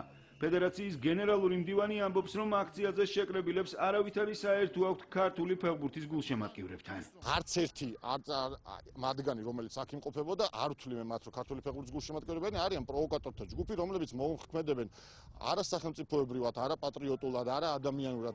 ვეტერანი ფეხბურთელები, რომელსაც მთელი საზოგადოება იცნობს, განაუცილებელი იყო უშუალოდ თვითონ ჩართულიყვნენ ამ სიტუაციის დარეგულირებაში თუ ჯობდა დაეთმოთ ეს სამართალდამცავი ან დაცვა ეყოლება ფედერაციას ან ვინმე მოვიდოდა და მათ დაერეგულირებინათ, იმიტომ რომ თუ კი პროვოკაცია იყო, მაშინ სწორედ რაზეც იყო ეს პროვოკაცია გათვლილი ის მოხდა და თუ არ იყო პროვოკაცია, დატოვებდნენ იმ ბურთს თუ რაღაცას წავიდნენ. თუ არ იყო ბურთი წიგნი და კიდე რაღაც იყო აღარ მახსოვს და თუ არა და მოვიდოდა ეს სამართალდამცავი და თუ იყო ძალა გამოსაყენებელი ისინი გამოიყენებდნენ. აი ამ თვალსაზრისით რას ვფიქრობ? ამ ყველაფერს სათავეში სამწუხაროდ ისეც უნდა ვთქვათ, ედგა ადამიანი, რომელიც არის ასევე ჩვენი გუნდის წევრი. მე ასე ვთვლი, ფეხბურთელი, ყოფილი ფეხბურთელი, კახა ალადაშვილი, რომელიც მას დააორგანიზა ეს ადამიანები. მე ამ ადამიანების წინააღმდეგ გულახდილად ვიზახი, იქ ბევრი ადამიანი იყო, ვინც შეიძლება ფეხბურთს საერთოდ არ იცოდა, თუმცა მას აქვს უფლება გამოხატოს თავის პროტესტი და გააპროტესტოს ის ახალგაზრდა ადამიანები, ვინც იყვნენ. ნამდვილად არანაირი პრობლემა არ მაქვს, პირიქით პატივს თითოეულ ადამიანს და თითოეული ადამიანის გამოხატვას. თუმცა სამწუხარო იყო, რომ ამ ყველაფრის უკან იდგა ეს ადამიანი, რომელმაც დააორგანიზა ეს აქცია, თვითონ იყო იქ ადგილზე მოსული და სამწუხაროდ როდესაც ეს აქცია დაიწყო, თვითონ მიიმალა და წავიდა იქიდან, რაც იყო ჩემთვის მიუღებელი აბსოლუტურად. ადამიანი, რომელიც ახლა სპორტულ გადაცემაში ვარ და პოლიტიკურად არ წავალ და არ წავიყვან, ყველამ კარგად ვიცით, სად დგას და რომელ პოლიტიკურ გუნდში არის დღეს და რა საქმეა და რა საქმეა. ეს არის ადამიანი, რომელიც არა მარტო კონკრეტულად ამ მართლა რთული და მძიმე ღამის მეორე დღეს ამას აკეთებს, არამედ მანამდეც აკეთებდა, რომელიც ცდილობდა გუნდში შემოეტანა ფეხბურთელებში მათ შორის პრობლემები და მე დადასტურებით ვიტყვი ამას ბელარუსიის თამაშის წინ, როდესაც ერთ-ერთ ჩვენ ნაკრების მოთამაშეს უკავშირდებოდა და ურეკავდა, რომელიც არ იყო თავიდან გამოძახებული და შემდეგ გამოიძახეს, რაღაც ცვლილებები მოხდა, იმ ფეხბურთელს ურეკავდა და თავაზობდა ბრიფინგის ჩატარებას მწვრთნელზე და ფედერაციის საწინააღმდეგოდ.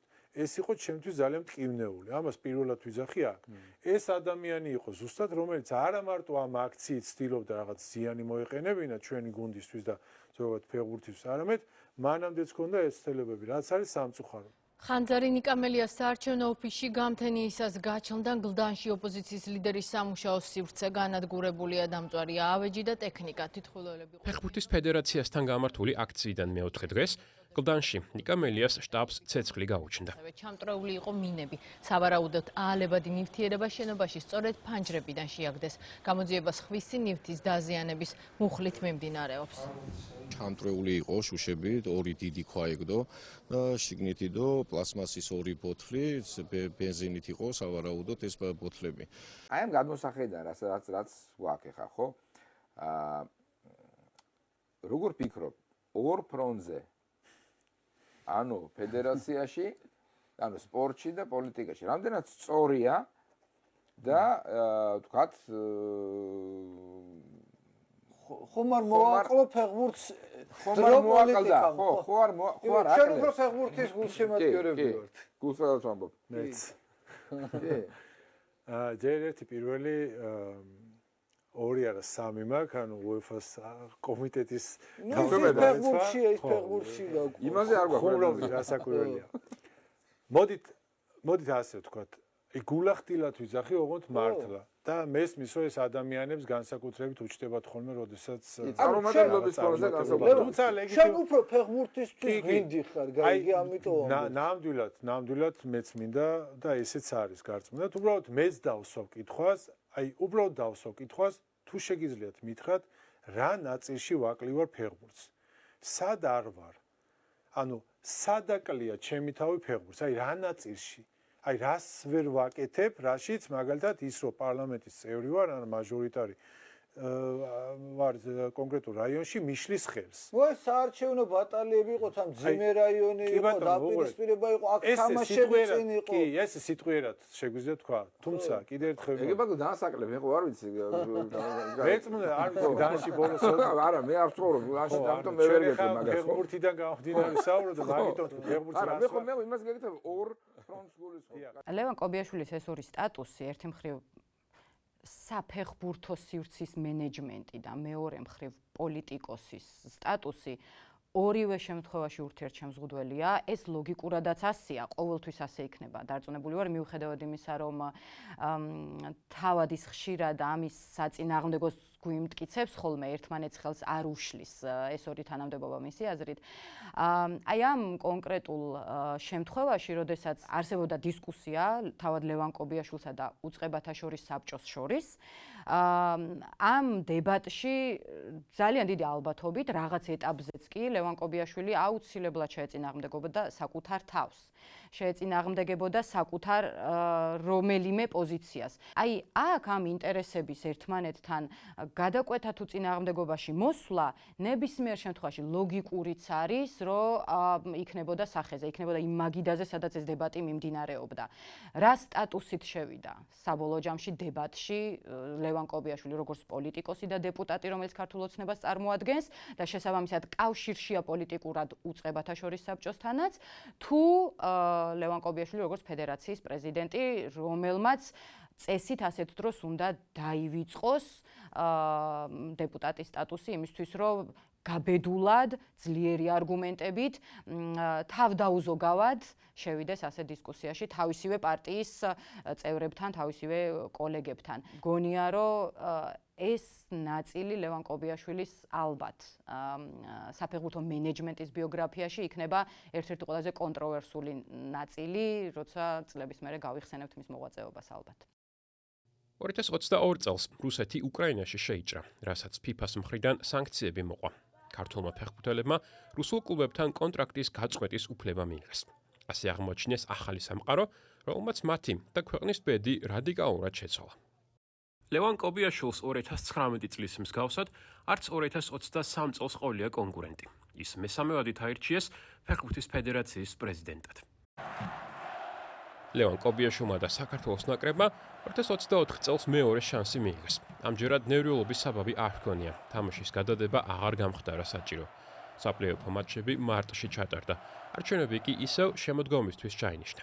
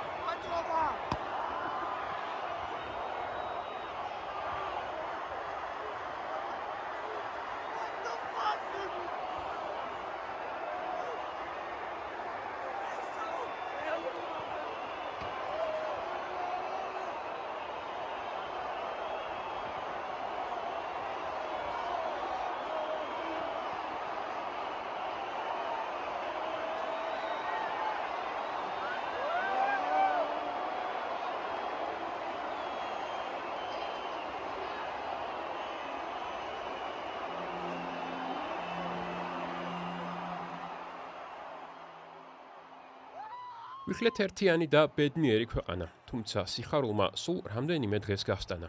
ხელისუფლება ხალხს დაჰპირდა, რომ აგენტების კანონს აღარ მიუბრუნდებოდა, მაგრამ ეს მორიგი ტყუილი აღმოჩნდა. მიუხედავად დიდი წინააღმდეგობისა და პროტესტისა, კანონი მაინც მიიღეს. მას ხმა მისცა ლევან კობიაშვილმაც. პირადად მე, როდესაც ვიხსენებ მარტის ეპიზოდს კომბინაციურად საფეხბურთო მოვლენების მხრივ და პოლიტიკური მოვლენების მხრივ, შეიძლება ვერ ვხედავდე უშუალო მიზეზ-შედეგობრივ კავშირს, მაგრამ ძლიერ კორელაციას აუცილებლად დავინახავთ აქ. დავიწყოთ იმით, რომ ეს კანონი უცხოური ძალის გამჭირვალობის შესახებ კანონი არ მეჩვენება სპონტანურ პროცესად, მისი მეორედ შემოტანა არ მეჩვენება სპონტანურ პროცესად. შესაბამისად, ძალიან რთულია იმის დაგეგმვა, რომ დააშენო ამ კანონის მუშაობა და ამუშავება ზოგადად ფეხბურთის შედეგებზე. თუმცა ის რომ საფეხბურთო წარმატებამ შექმნა სხვადასხვა ტიპის ემოციური ტალღები ფართო მასებში, მათ შორის მასების იმ ნაწილში, რომლისთვისაც მაინც და მაინც ფეხბურთი არ არის მნიშვნელოვანი. ანუ ძალიან ფართოდ გადაიღვარა ფეხბურთის ეფექტი ადამიანების კარგ განწყობაზე, თავდაჯერებაზე, გონების მოდუნებაზე, კრიტიკის სურვილის შემცირებაზე და ასე შემდეგ და ასე შემდეგ. ამან ხელშემწყობი გარემო სასათბურო პირობები მისცა მზამზარეულად, ასე ვთქვათ, მმართველ პარტიას ამ კანონის ხელახლა, ამ კანონშემოქმედებითი პროცესის ხელახლა ამოქმედებისთვის. თავად ეს კანონი შეიძლება ისე მნიშვნელოვანი არ იყოს, როგორც პროცესი, როგორც ამ კანონის მიღება მოხდა. და აი ამ პროცესში იყო საფეხბურთო ატმოსფერო ძალიან მნიშვნელოვანი. უდრო იყო.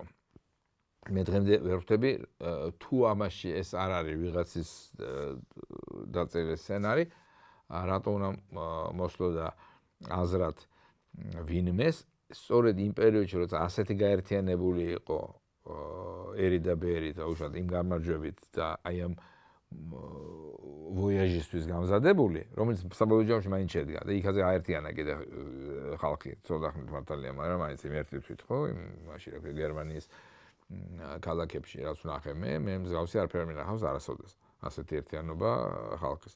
მაგრამ რა თქმა უნდა, ცალსახაა რომ ეს იყო აბსოლუტურად უდროო და ცუდი გადაწყვეტილება. გვარი აქსელერაცია გაკეთდა ახლა უფრო იმ რესურსისა, რომელიც მათ ეგულებოდათ აქამდეც და ეგულებათ ახლაც აი ამ სპორტულ და კულტურულ სივრცეებში. ჩვენ სპორტულ და კონკრეტულად საფეხბურთო სივრცეზე რადგან კონცენტრირდებით, აქ გადამწყვეტი მნიშვნელობის არის იმ ავტორიტეტული ფეხბურთელების მინიმუმ სიჩუმე, რომლებმაც თავის დროზე სხვადასხვა ტიპის კომენტარები გააკეთეს, სპორტიდან ახალწამოსული სპორტსმენების უცებ პოლიტიკაში შესვლა, ეს ფენომენი ჩვენს ძალიან არამომწიფებულ დემოკრატიულ ხარისხზე მიუთითებს, განურჩევლად იმისა, რა პირად სარგებელს იღებენ ეს ადამიანები, ან თუნდაც რა სარგებელს მოუტანენ რეალურად მართლა თავიანთ თემებს. მაგრამ ეს საბოლოო ჯამში ზოგად პოლიტიკური სისტემისთვის, ატმოსფეროსთვის და კულტურისთვის არის უფრო მეტად დამაზიანებელი და უბრალოდ მანიშნებელი, რომ დაზიანებულია ისედაც სუსტია ჩვენი პოლიტიკური კულტურა, სუსტია იმის გასაზომად, თუ რამდენად ღირსეულია პარტია თავისი პოლიტიკური შეხედულებებით და არა მაგალითად იმ სახეებით, რომლებიც მას საარჩევნო სიაში ყავს წარმოდგენილი. იმ ბარტერამდე მივდივართ, რა ბარტერზეც საუბრობდით მაგალითად ლევან კობიაშვილსა და პარტიას შორის მოლაპარაკების თვალსაზრისით. ძალაუფლება იმ არეალში, რაშიც შენ სახელი გაქვს განთქმული, უსაფრთხოება და ხელშეუხებლობის გარანტიები შენი პოზიტიური იმიჯის საპირწონედ. ზოგადად ფეხბურთშიც და სპორტის სხვა სახეობებშიც ფაქტია, რომ ეს უკვე ასე მუშაობს და ერთგვარ პოლიტიკური კულტურის ტრადიციად ჩამოყალიბდა ამ ქვეყანაში. წარმოდგენილი შედეგების მიხედვით საქართველოს პრეზიდენტად არჩეულია მიხეილ ყაველაშვილი. 2024 წლის საპარლამენტო არჩევნებზე ლევან კობიაშვილს კენჭი აღარ უყრია. სამგიეროდ ქვეყნის პრეზიდენტად პარლამენტმა მიხეილ ყაველაშვილი აირჩია.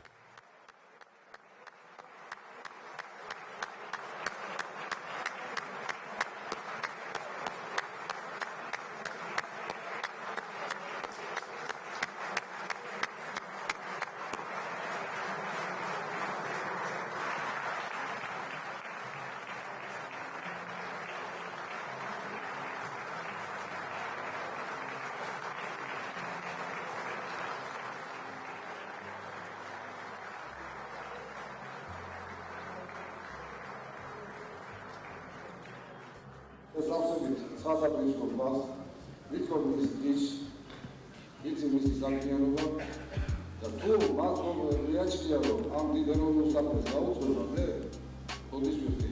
დიდი მადლობა ჩვენ რომ მისვენ დღეს ყურადღებით, რომ გამიწვია მისთვის ეს პრეზიდენტის პოსტი. ან გამბაჩულა და არადროს არ გამიბაჩე. დახიასადიანდა კიდე არაფერი არ საბრძოლოებია და არაფერი არ მაქვს, იმიტომ რომ ძალიან კარგად უგებდით ეკრანებს. სამი მაინც.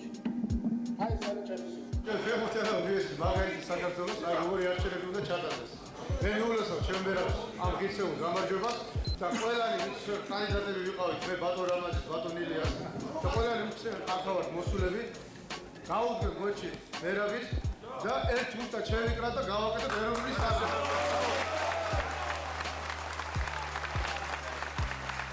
მანდელი დღეა პირობაზე ქართული ფეხბურთის პირველი სიმართლის გამძლიანების ეს ყველაფერი დასაბუთებისას ქართული ფეხბურთის წინსვლას და ტრადიციების და იმ ჩვენი ფეხბურთის გულშემატკივრების პრეტენზიების ასე ვიტყოდი და ჩვენ გვაქვს ფეხბურთზე აი ამის დასაბამი და საწინდარი ყოფილიყოს დღევანდელი დღე. ეს ერთ მხარეს და მეორე მხარეს მყოფი ადამიანი უნდა გაერთიანდეს იმის გასაკეთებლად, რასაც ქართული ფეხბურთი ქვია და მერწმუნეთ რომ პირველს რასაც გავაკეთებ, მე მაქვს იმის უფლება უკვე აღებული, ბატონ ბადრისთან მე მქონდა სატელეფონო საუბარი, ამის შესახებ მე ყრილობამდე არ გავაკეთე განცხადება, რადგან ეს შეიძლება ვინმეს სხვანაირად ჩაითვალა და ასე ვთქვათ, ჩვენ გადავწყვიტეთ, ერთმანეთს დაუკავშირდეთ და აუცილებლად მოვახერხებთ და საერთო ენას გამოვნახავთ. ჩემი დამოკიდებულება ქართულ ფეხბურთთან, რაც პირველ რიგში დაკავშირებულია იმ პასუხისმგებლობის უდიდეს გაცნობიერებასთან, რაც მე მეკისრება, როგორც საქართველოს ფეხბურთის ფედერაციის პრეზიდენტს. შედეგი დაფიქსირებული აქვს სარგებლო შემთხვევით ულოცავ ბატონ გიორგის დღევანდელ გამარჯვებას. მე ყველასთან ვითამაშებ, მაგრამ არ მინდა რომ გაიხიჩოს ქართული ფეხბურთი ორ ნაწილად, ისედაც არ აქვს თუთუნება მისი ქართულ ფეხბურთს და ყველასთან აბსოლუტურად ვინც იქნება ვინც გამოთქვამს სურვილს და ვინც იქნება ჯანსაღი ძალებით პროფესიონალები, ყველასთან ვიმუშავებ აუცილებლად. ჩვენთვის კიდევ ვიმეორებ, რომ არ ყოფილა თვითმიზანი ფეხბურთის ფედერაციის პრეზიდენტობა, უახლოეს კვირებში ჩვენ მოვიწვევთ რიგარე შეყრილობას, სადაც აირჩევა ახალი პრეზიდენტი. იმ კვირაში მე უკვე გამოვაცხადებ პირველ რიგში ვიცე-პრეზიდენტებს და გენ იმაზე ჯერ საფიქრალი მაქვს და ну ყველაფერი უნდა დაალაგდეს იმ კვირაში, იმიტომ რომ უნდა შედგეს კიდევ ერთი ყრილობა. მე ბედნიერი ვარ, მიხარია, ეს არ არის მარტო ჩემი გამარჯვება, ეს არის მე დარწმუნებული ვარ ქართული ფეხბურთის გამარჯვება.